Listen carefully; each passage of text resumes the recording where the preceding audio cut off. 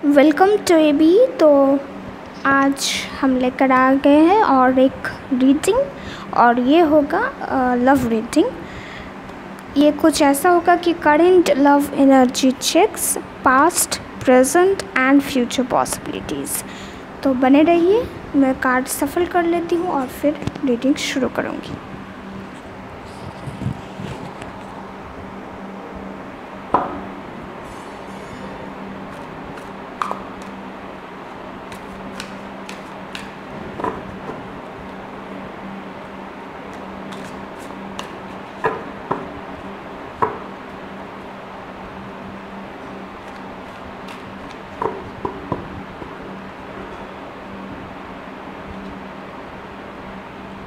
Okay,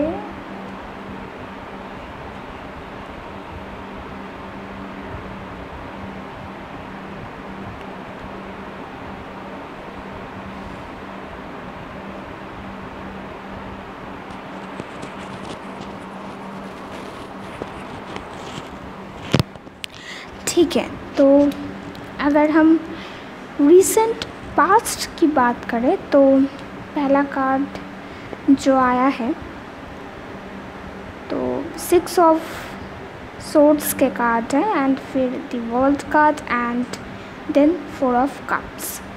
सो कहीं ना कहीं ऐसा लग रहा है कि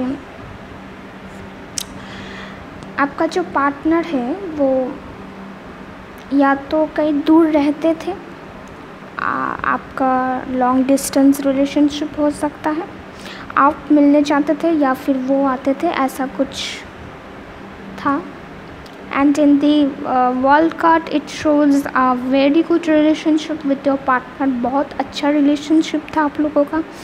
एंड कहते हैं ना कि कभी कभी रिलेशनशिप में ऐसा होता है कि इस तरह का जो बॉन्डिंग वो पहले हमने कभी ना देखी हो, ना सुनी हो, ना महसूस किया हो। तो ठीक उसी तरह का रिलेशनशिप दिख रहा है। And the last one which indicates that कुछ इश्यूज़ आए हैं पास्ट में, एंड आपका पार्टनर जो है वो थोड़े उदास हैं, जैसे उन्होंने मुंह मोड़ लिया है।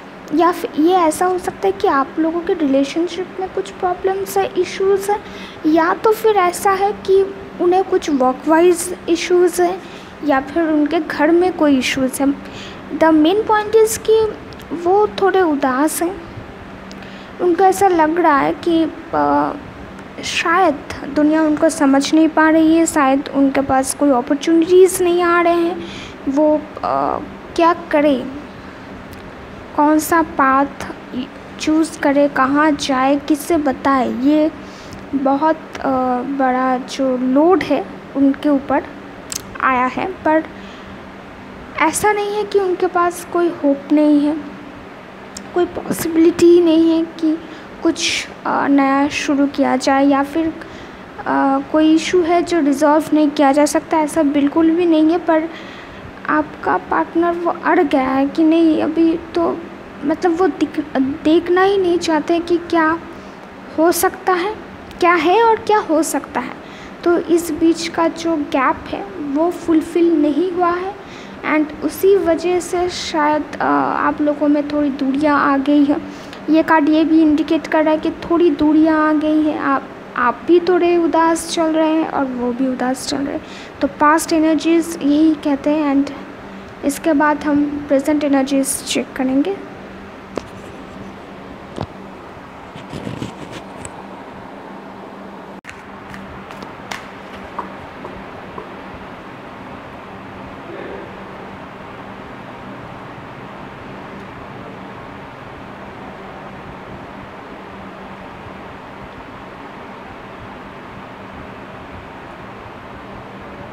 वाह।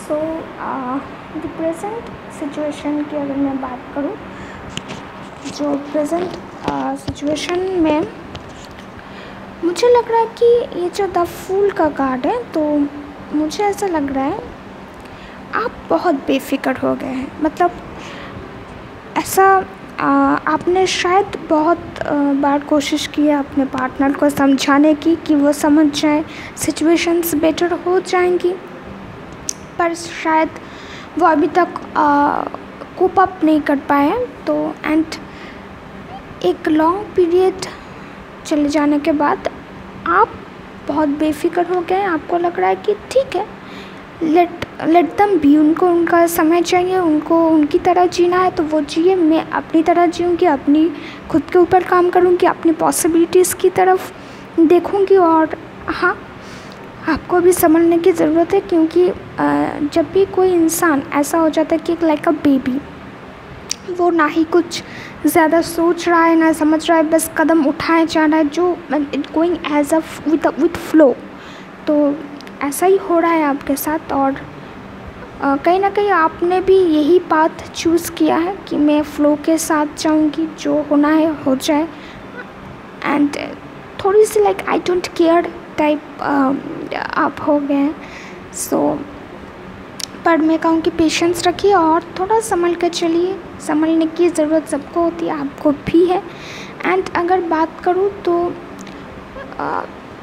ऐसा नहीं है कि कुछ सुधरेगा नहीं, कुछ इम्प्रूवमेंट नहीं आएगी आपकी रिलेशनशिप में, ऐसा बिल्कुल भी नहीं है। इम्प्रूवमेंट दिख रही है, सुधार आएगा, सब कुछ अच्छा ही होगा। एस ऑफ वैंड्स सब it's always indicates new beginnings, new opportunities. तो न्यू तरीके से आपकी रिलेशनशिप ग्रो करेगी, सब कुछ नया होगा। और ऐसा होता है, आप ये जो फूल वाले जो स्टेज में हैं और वो जो उदास चल रहे थे, वो सब धीरे धीरे करके एक स्टेबल कंडीशन हो जाएगा। और उसके बाद आपकी रिलेशनशिप नई सिरे से शुरू होगी, बहुत ही नया।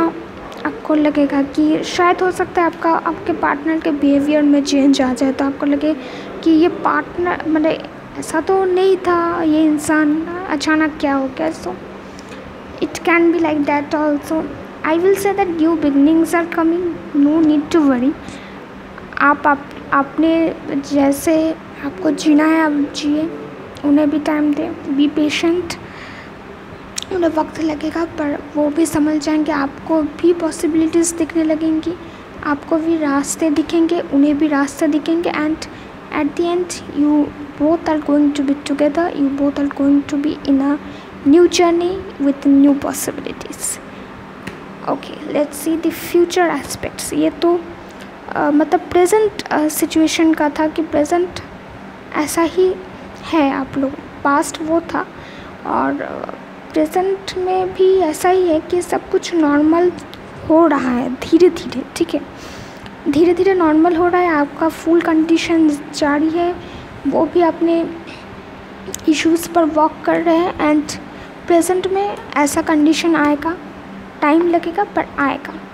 ठीक है, एंड अगर नियर फ्यूचर की बात करें तो देखते हैं क्या आता है नियर फ्यूचर में। प्रेजेंट कंडीशन यही है कि आप भी न्यू पॉसिबिलिटीज़ की तरफ जा रहे हैं, आपने अपना रुख बदल दिया है ऐसा लग रहा है। And they are also working on their situation.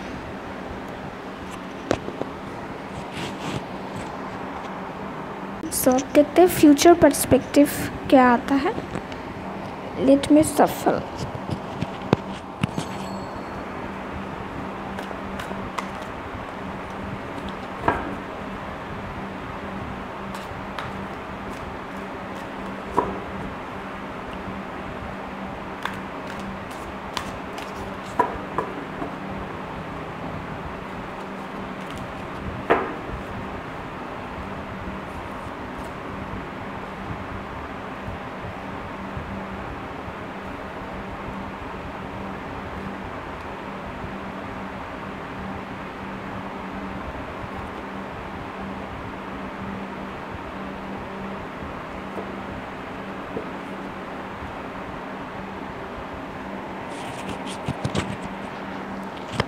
Wonderful cards आए हैं। सो अब देख पा रहे हैं कि पहले ही मैंने कहा कि वो आपके जो पार्टनर है वो उदास थे पास्ट में, वो आया।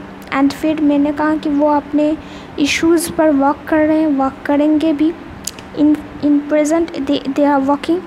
सो उसके बाद देखिए कार्ड आया है किंग ऑफ वैंड्स के कार्ड। सो ये साफ साफ इंडिकेट कर रहा है कि आपके पार्टनर जो है, जो अपने इश्यूज़ पर वर्क कर रहे थे वो वो कहीं ना कहीं सफल होंगे। They will be successful. And जो भी उनके मन में था, जो भी वरीज थे, वो क्लियर हो जाएंगे, डाउट क्लियर हो जाएंगे। और वो उसके बाद जो है ना फोकस्ड, एकदम कंसंट्रेटेड हो जाएंगे अपने काम को लेकर भी और रिलेशनशिप को लेकर भी। वो फोकस्ड हो जाएंगे और इस रिलेशनशिप को और ज़्यादा मजबूत और सुंदर बनाने की कोशिश करेंगे। पर एक चीज़ मुझे ऐसा लग रहा है कि आपके पार्टनर थोड़ा सा रिजिड किस्म का आदमी है, थोड़ा सा उनका ईगो ज़्यादा है। ऐसा लगता है कि वो जो ठान लेते हैं कि मुझे ऐसा करना है, वो वैसा ही करेंगे जब तक उनको सबक ना मिल जाए। मतलब जब तक उनको ये पता ना चल जाए कि नहीं, वो जो कर रहे थे वो गलत है, वो किसी की बात नहीं सुनेंगे, वो वही करेंगे। And at the end they get their outcome and they decide कि क्या वो सही था करना या फिर गलत। सो मुझे नहीं लगता कि आप कुछ भी कहेंगे तो उसका ज़्यादा कुछ इफ़ेक्ट होगा। आपको उन्हें उनके हाल में छोड़ देना ही ज़्यादा समझदारी होगी। वो खुद अपने आप से डिसीजंस लेंगे और they will give a nice shot I think। And फिर आता है आपकी, अगर आपकी कंडीशंस की बात करूँ तो मैंने पहले जो कहा कि आप बेफिक्र हो रहे हैं and you are working on your new opportunities. तो ये कार्ड भी कुछ वैसा ही है। आपका जो मदरली नेचर है, जो लविंग एंड केयरिंग नेचर है, आप उन पर वर्क कर रही हैं, अपने आप पर आप वर्क कर रही हैं। आप ऐसे स्टेट में कि लोगों की वजह से खुद का जो नेचर है वो कभी नहीं बदलना चाहिए। आपका यही थॉट आपको आगे लेकर जाएगा। आप थोड़ा नेचर में रहना पसंद करते हैं या फिर अगर नहीं भी करते हैं, मैं सजेस्ट करूँगी कि थोड़ा नेचर में जाइए, नेचर को खुद को वक्त दीजिए, नेचर के साथ रहिए। हो सकता है आप कहीं ट्रैवल भी करें। एंड आपका जो स्टैंड पॉइंट है वो बहुत क्लियर रहेगा। आप अपने डिसीजन पर एकदम बोल्ड रहेंगे, विथ स्ट्रेंथ रहेंगे। तो दोनों में ही एक स्ट्रेंथ दिख रहा है कि वो भी स्ट्रेंथ के साथ आगे बढ़ेंगे और आप भी। And the last one, two of cups. So it in relationship wise it indicates mutual condition, मतलब आप दोनों एक साथ होंगे। अगर आप दोनों कहीं एक साथ काम करते हैं तो फिर आप दोनों का आमना सामना होता रहेगा। आप दोनों मिलकर कोई प्रोजेक्ट हैंडल भी कर सकते हैं। और अगर ऐसा नहीं है, सिर्फ रिलेशनशिप की बात करूँ तो yes, it is going to be all right, it is going to be fine. आप दोनों एक साथ होंगे, अपने इश्यूज़ को रिजॉल्व कर लेंगे और एक साथ नई कोई शुरुआत करेंगे। मनी वाइज भी हो सकता है कि आप एक साथ कुछ प्लान करें, कहीं इन्वेस्ट करें। जो एस ऑफ वैंड्स मैंने कहा था वही फिर से इंडिकेट हो रहा है। सो past, present and near future के अकॉर्डिंग अगर बात करूँ, अगर मैं कंक्लूड करूँ तो चिंता की कोई बात नहीं है। जो भी सिचुएशंस हैं वो क्लियर हो जाएंगी, वो रिजॉल्व हो जाएंगी। आप अपनी तरह रहिए, अपने पार्टनर को अपनी तरह सब कुछ हैंडल करने दीजिए। ज़्यादा उन्हें तंग मत कीजिए, मैसेज करना, स्टॉक करना, don't do that. Let them do their best and you do your best and the outcome will be best. So thank you. अगर आपको मेरी रीडिंग पसंद आई है, आप रेजोनेट हो पाए तो ज़रूर मुझे कमेंट बॉक्स पर बताइएगा, लाइक कीजिएगा and yes, if you like my content तो सब्सक्राइब माय चैनल। आप मेरे चैनल को सब्सक्राइब कर सकते हैं, बेल आइकॉन प्रेस कर लीजिए ताकि जब भी मैं कोई न्यू वीडियो लाऊं तो आप तक पहुंच जाए। Stay tuned. Thank you.